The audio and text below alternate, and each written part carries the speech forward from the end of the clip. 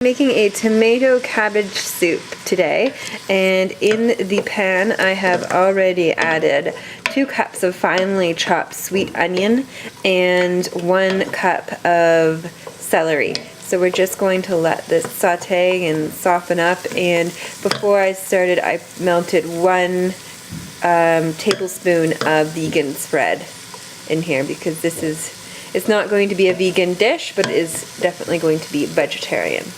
So I then added 2 cups of carrots, and I will shortly be adding some liquid to this.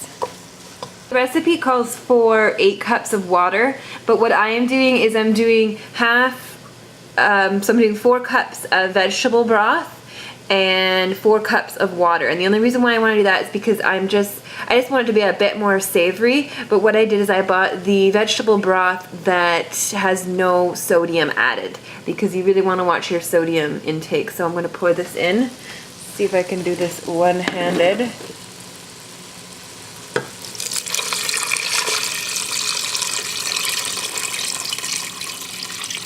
So pour all of the liquid in there, and then the next step is to add our cabbage. So this is 8 cups of cabbage that I'm adding in here right now. Don't worry, this will all cook down. It's not going to be, it looks like a lot of cabbage, but you're also adding tomatoes in here too.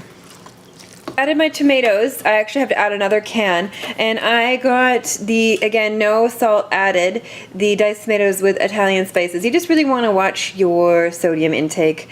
A lot of canned things, they just add tons and tons of salt to them, and sometimes it is, you know, more than your daily intake. So I want to be able to control the amount of salt that's going in, so I'm just going for no salt added. And I have 1 more tin to add. So both cans of the tomatoes are now in there, and then it calls for 2 tablespoons of chicken, or actually it calls for beef bouillon, but I don't eat beef and I didn't want to use chicken. I wanted this, again, like I said, to be vegetarian, so I'm using the vegetable bouillon, and it's 2 tablespoons, which is the equivalent of 2 of these squares here.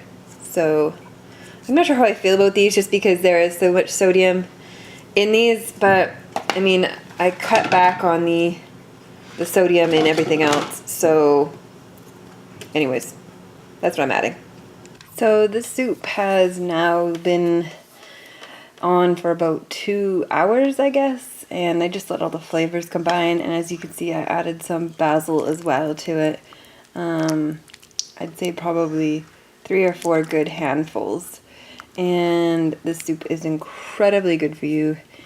Tons of great things in there for you, and if you want to know the caloric intake of this, it's 136 calories per 4 cups, I think that's what it said. So it's very, very, very low cal. Anyways, I'll put the recipe down below, and anything else that you need to know, just ask.